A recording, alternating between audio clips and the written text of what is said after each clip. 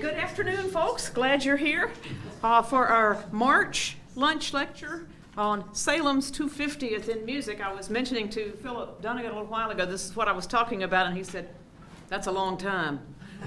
I said, you're right. I said, what we're going to do is sort of take a 30,000-foot view and just occasionally dive down and touch on something.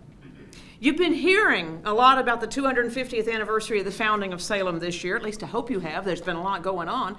And there is so much to celebrate for our musical heritage in this place. Today we can only just fly over those years and touch down a little bit to hear and to sing some of the treasures left behind. We'll start with a hymn, This Place Be Your Praise. Did everybody get a copy of the handout that's over there on the table? This is a translation of a hymn that was sung on January 6th, 1766. The date the first tree was felled at the site of what would become the town of Salem. Now, Scott Carpenter sent this text to me a year or so ago, and the text he sent was, Der Ort soll werden und die drinnen wohnen dein Lob auf Erden. Well, I went looking for it, because all they had was the first line or so in the diary. I went looking for this hymn. Couldn't find it in any of the hymnals of the day. I thought, okay, there's got to be something going on here. I searched everything I could. Richard Starbuck couldn't find any other evidence in the diaries. So then I thought, wait a minute, there is a CD that Paul Poiker, when he was archivist in Herrnhut, sent to me that has the German texts of all the hymns in the hymnals from 1735 through 1747 on this CD. Some brave soul did a lot of typing. And they cross-referenced it. They indicated who wrote the text if they were able to find out. That information's not in those hymnals of the years. They put what tune number it's sung to and all of that. So I went to that CD, and I didn't look for Der Ort soll werden. I looked for soll werden, the third and fourth words. And sure enough, found that this original text is verse 8 of hymn 1026 in the 1735 hymnal. And it's written by Countess Erdmut Dorothea von Zinzendorf. The original first line reads, Dis Haus soll werden. So they changed the first words of the hymn to say not this house will be blessed, but this place will be blessed. So, and to the best of my knowledge, that hymn didn't turn up in any hymnal after 1747. It's not in any of the later ones. The 1735 hymnal said this goes with tune 111. Okay, folks, the tune numbering system that was used in the 1730s is not the same system that we know that was developed by Grimm and Gregor in the later 18th century. And I don't have here a manuscript tune book from the 1730s to find out what was tune 111. So after racking my brains for a while, I thought, wait a minute. What other hymns are in the 1735 book that were sung to tune 111? Did one of those make it into a later hymnal? And sure enough, one did. There was one hymn to tune 111 in the 1735 hymnal that was in the 1778 hymnal, which says that's tune 69 in the new numbering system. So what you have on the first page of your handout is tune 69 as we now know it, which was old tune 111. You've got the text as it was sung on the 6th of January 1766 and a new translation. We're going to sing it, and you are welcome to sing it in German if you like or in English. So let's sing.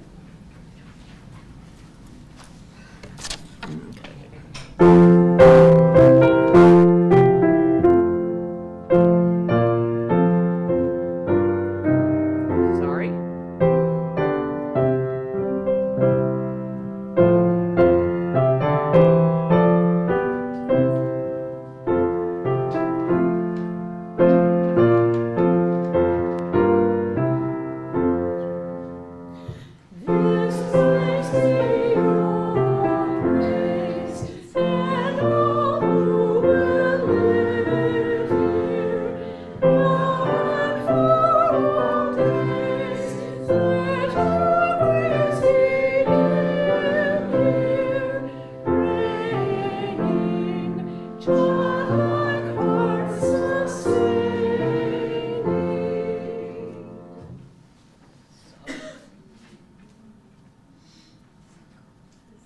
brings up the difficulty of translating. You have a literal translation at the bottom of the page that says what this actually said, and then Daniel and I worked several hours to come up with something that actually sings to the meter that you have there and says pretty much the same thing. Moving on 5 years, 1771 marked the official move of Wachovia's governance to Salem. November 13th of that year marked the consecration of the new Gemeinhaus and thus the organization of the Salem congregation as we now know it. 1772 contains some significant dates in our history. On January 24th, 1772, the choir of musicians played for the first time in Salem, accompanying the singing of O Sacred Head, Now Wounded. And this is marked as the beginning of the Salem Congregation Band. On October 6th and 7th, 1772, a new organ built by Josef Ferdinand Bulacek was installed in the newly built Gemeinhaus. On the 10th of August of 1772, the new governor of colonial North Carolina, Josiah Martin, visited the Moravians in Wachovia, where the diary reports that he was ushered into Salem with the playing of trombones. 1780, Brother Johann Friedrich Peter came to serve in Salem as bookkeeper, diarist, musician, and pastor and teacher. Less than 2 years after his arrival here, the memorabilia of 1781 noted that Brother Peter had made significant improvements in the music in Salem, so that, and I quote, "the hymns and liturgies on festal days have become brighter and more pleasing, and even strangers and travelers have been touched and will remember it." 1781. November of 1781, the North Carolina Assembly came to meet in Salem.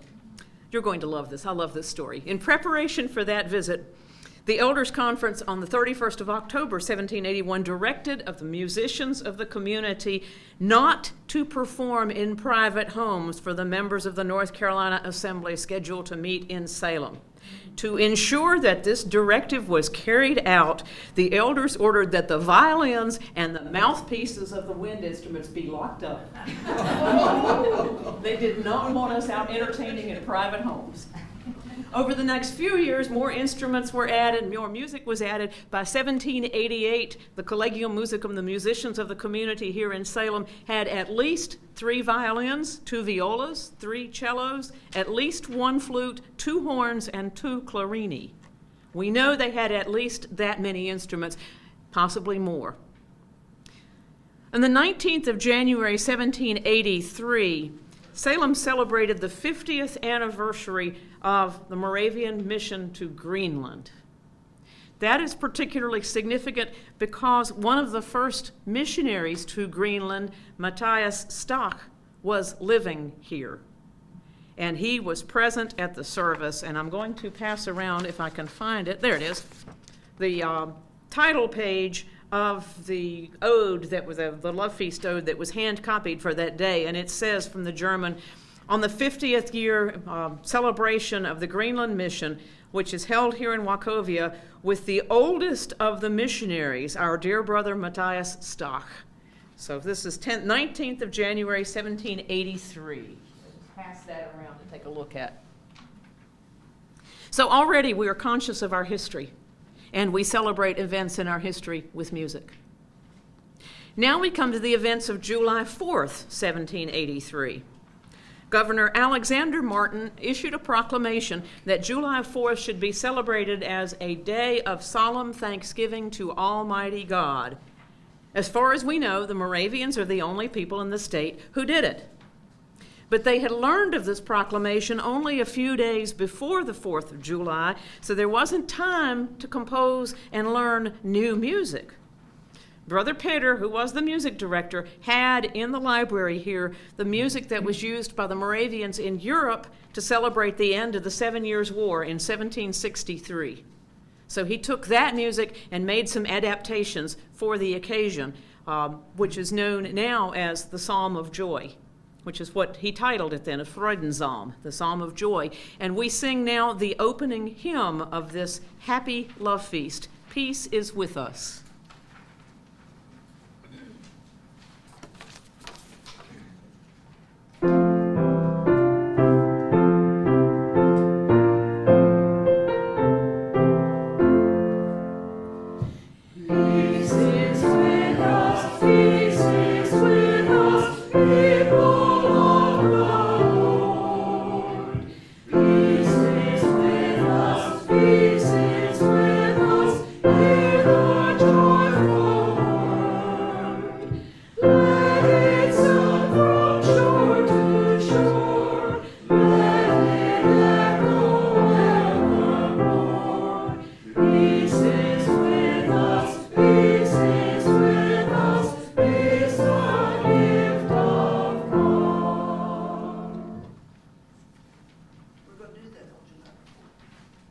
The Psalm of Joy will be presented on July the 4th, which is a Monday this year, at 2 o'clock in the afternoon at Home Church, sponsored by the Moravian Music Foundation and Old Salem Museums and Gardens.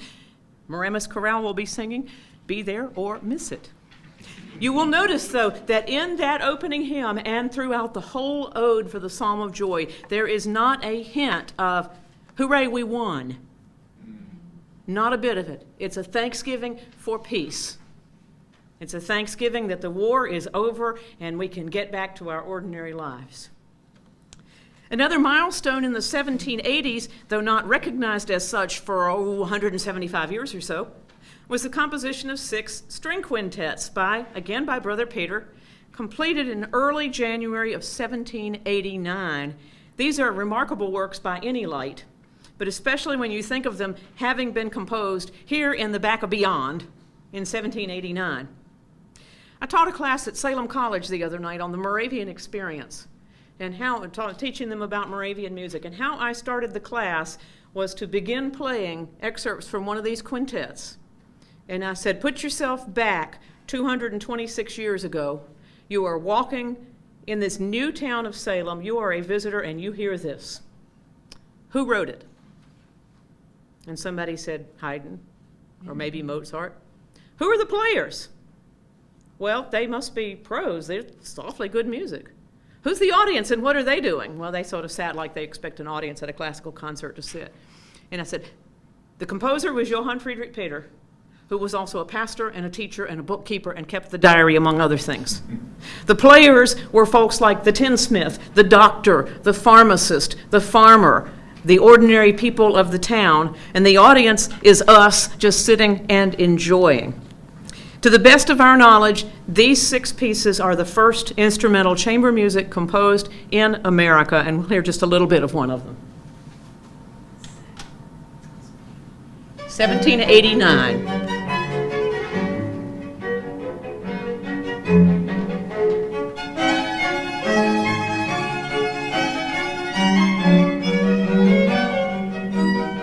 So it's the shoemaker and the tailor and the baker and the doctor playing.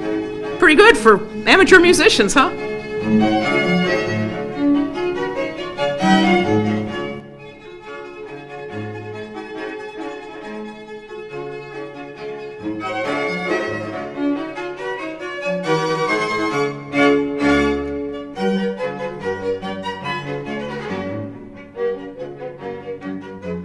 Always sad to turn off the music. It's just so pretty. You'd rather listen to music than listen to me talk, I know.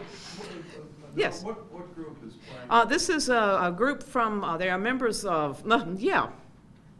What's the name of the group, Philip? Anthony Martin's bunch. Anthony Martin's bunch. They're called Anthony Martin's bunch. Philharmonia Baroque from the West Coast.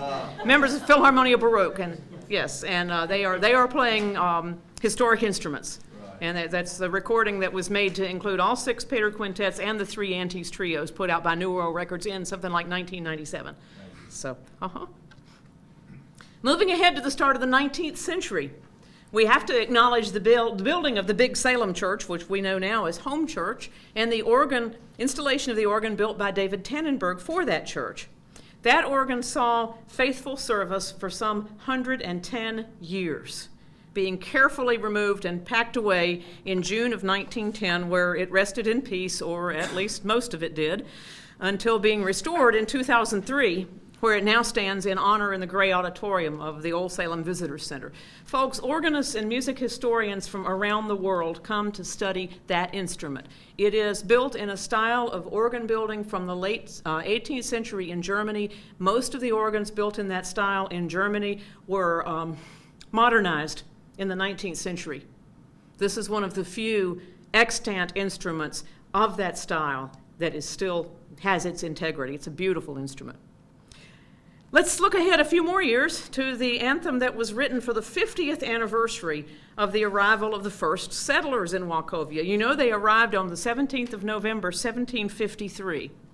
This anthem was written for the 17th of November, 1803 by Brother Simon Peter, who was the older brother of Johann Friedrich Peter.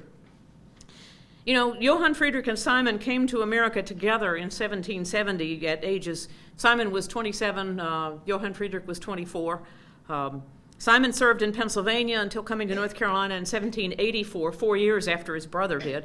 And Simon remained for the rest of his life as a pastor and church administrator in Wachovia, not always in Salem until his death in 1819. He didn't write a whole lot of musical compositions. He tended to serve mostly in the outlying congregations who did not have the musicians that the big town of Salem had. Sort of wish he could have served here longer so that we would have more music from him, because his pieces are beautiful. The anthem that we're going to hear little bits of, the text translates as, "See how my servant shall be feasting, see my servant shall drink, see my servant shall rejoice and sing for gladness of heart." It's from the daily text from the 17th of November, 1803, Isaiah 65, verses 13 and 14, and followed by a hymn that translates, "All your gifts can restore us, but no one, Jesus Christ, is to us what you yourself are." It's an anthem for orchestra, solo soprano, and double choir. Again, think about it being 213 years ago here, and you're hearing something like this.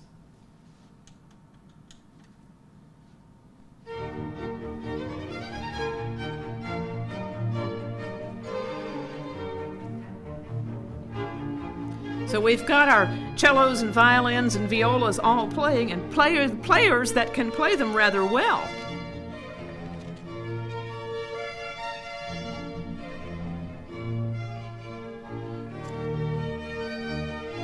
Nice extended orchestral introduction. 1803. Soprano solo. "See, my servants shall be feasting." Comes the choir, singing the hymn, "All of your gifts, Lord Jesus, can refresh us."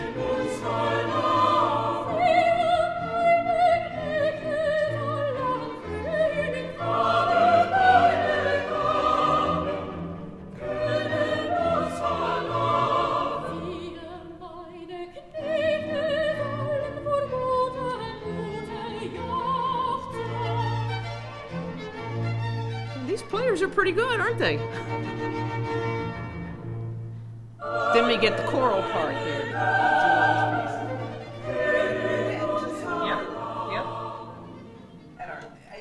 April 24th, Sunday afternoon, 3 o'clock, Home Moravian Church, Moramis Chorale, and Home Moravian Church Choir singing a concert of music mostly by Salem composers, including this piece. Don't miss that. That's going to be a fun one. Skip ahead 13 more years. Told you this was the quick view. February 19th, 1816. Here in Salem, on that day, they celebrated the 50th anniversary of the arrival of the first 8 brethren who were to stay in the builder's cabin and actually begin the process of building Salem. This is the walk that was recreated, just a few weeks ago, about 3 weeks ago. They had a festival love feast on that day, sang a whole lot of wonderful hymns and anthems. Some of those hymns were in English. Some of them, other hymns in the ode, were obviously written especially for the day, including the one we're going to sing now. And the ones written just for that day were originally in German, and Daniel Cruz and I translated this just a couple of months ago. And you will note the specific references to the location and the occasion. We will sing "Once God Approved the Place." Let me backtrack. To say "once God approved the place," they submitted a half a dozen or more sites to the lot before the site for Salem was selected. So they might have wanted to think "once God finally approved the place." But that wasn't scanned. That's right. You'll recognize this tune.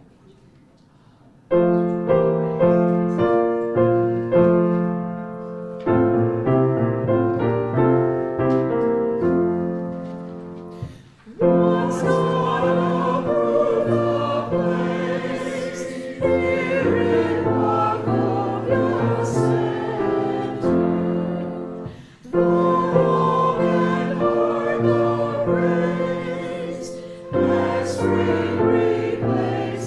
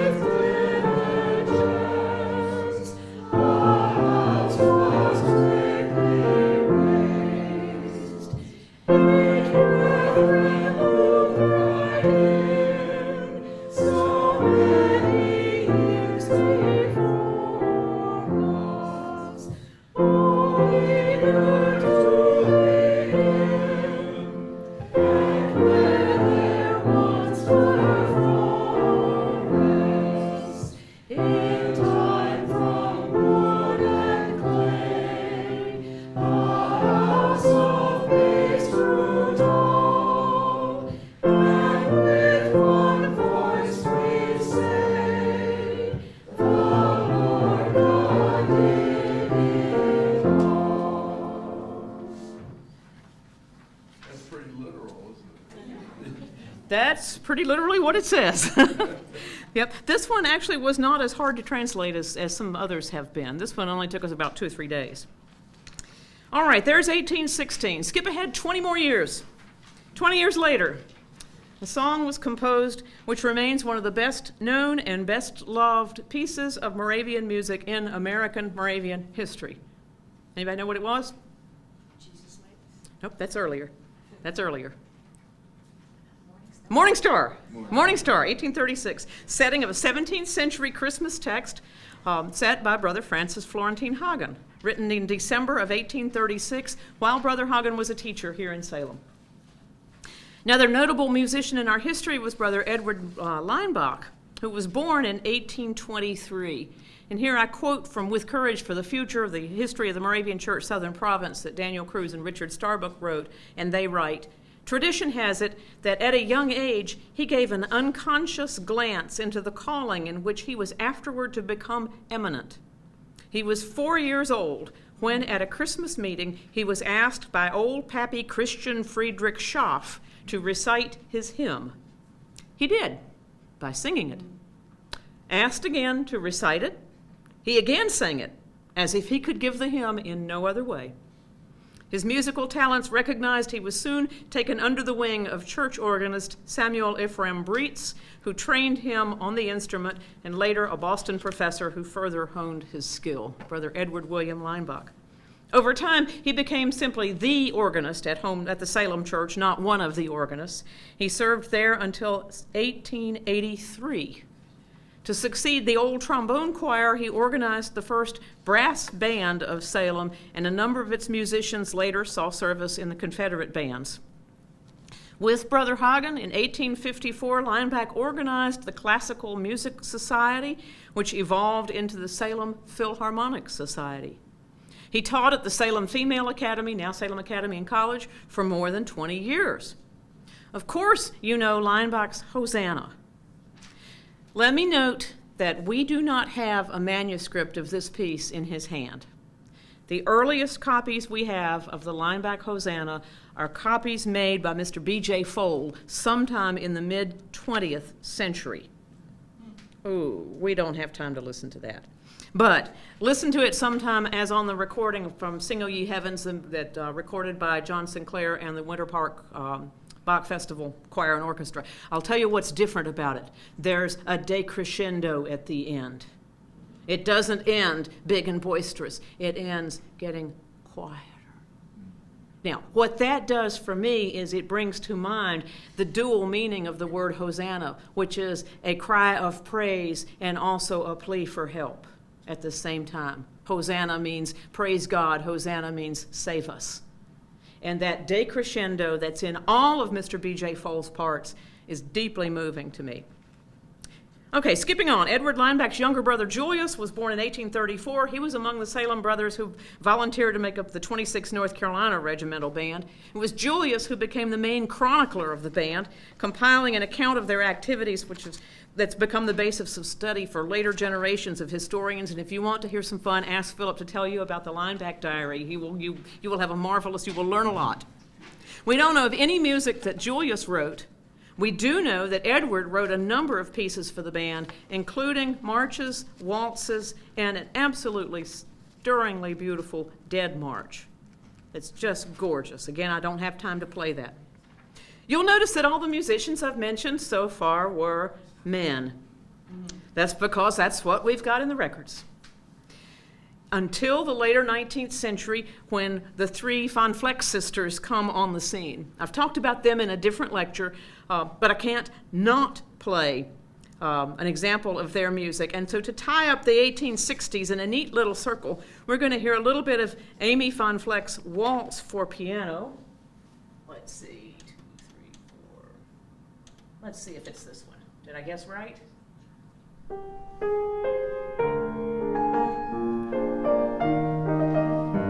It's played by Barbara Lister Sink.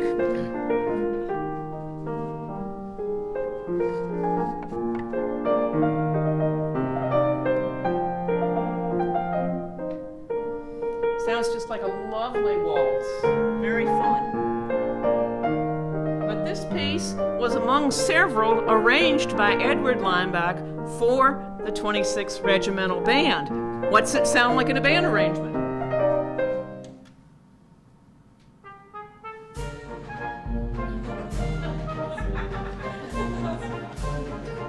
Hard to stand still on this one.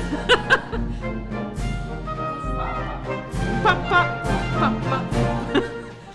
But there it is. Same piece. Same piece. Now called, in Amy Funfleck's manuscript book, it's just called Waltz. The Regimental Band books, it's called Serenade Waltz. This is just so much fun. Anyway. And a very important event took place in the 1870s. The big Tannenberg organ in the Salem church was repaired and tuned.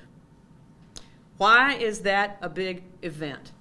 The organists begged and pleaded to have it done, and when the trustees looked into the records, they discovered it hadn't been tuned since 1845. 25 years between organ tunings. Oh my goodness. January of 1871, the Salem Church Band went on strike. They refused to play for funerals unless they were paid. The trustees voted in March to spend $100 for new instruments and to train a new band. These efforts were not immediately fruitful. They did have an ad hoc band to play for Easter that year, but not for funerals. By the 100th anniversary of the formal organization of Salem Congregation on the 13th of November, the new band was on hand, and this important part of Moravian worship could again be enjoyed. So, another notable treasure from the later 19th century are those boxes labeled Salem Orchestra 19th Century Uncatalogued. Our friend Bill Osborne, who's usually here at these lectures, he'd created an inventory of the contents of those boxes last year, and you may recall a lunch lecture last season where we brought out some of those pieces and played and sang them for you. There's so much more music waiting to be revealed. Quick highlights from the 20th and 21st centuries. We can highlight things like the establishment of the Winston-Salem Symphony as a civic orchestra on the campus of Salem College in 1946. Was incorporated in 1952 and hired its first full-time conductor in 1955. I submit that the Moravian musical heritage of players, competent players in this area, had a lot to do with the success of that organization. The beginnings of Moravian music festivals in 1950. The first one that happened in Salem was in 1955. The 25th Moravian Music Foundation Festival will take place here in Salem on the 23rd through the 29th of July of 2017, next year. So, the chartering of the Moravian Music Foundation in 1956, 60 years ago. Establishment of the University of North Carolina School of the Arts in 1963, then called simply the North Carolina School of the Arts as America's first public arts conservatory. Again, the culture that was here was attractive. Celebration in the year 2000 of the 200th anniversary of the construction of Home Church with commissioned anthems written by Margaret Sandreski. Celebration in the year 2003 of the 250th anniversary of the Southern Province with music commissioned by Moravian composers Brian Henkelman, Beth Mochnick, Eric Salzwedel, and Wade Peoples. The 15-year project to restore the 1800 Tannenberg organ that culminated in a conference and rededication service in March of 2004 with the premiere of the Salem Sonata commissioned for the occasion from composer Dan Locklear. And an ongoing resurgence in hymn writing, both words and music, by living Moravians, including folks like these who have a direct connection to Salem. Daniel Cruz, Ruth Burkaw, Gil Frank, Bill Gramley, Rick Sides, Susan Starbuck, Jim Salzwedel, other folks who have written texts and tunes, and a number of folks I'm pretty sure we don't know about yet. So 250 years of Salem's musical history is well worth celebrating. If we did more than just sample, this 8-page talk would become a 500-page book, but that's for someone else to write. Thank you very much.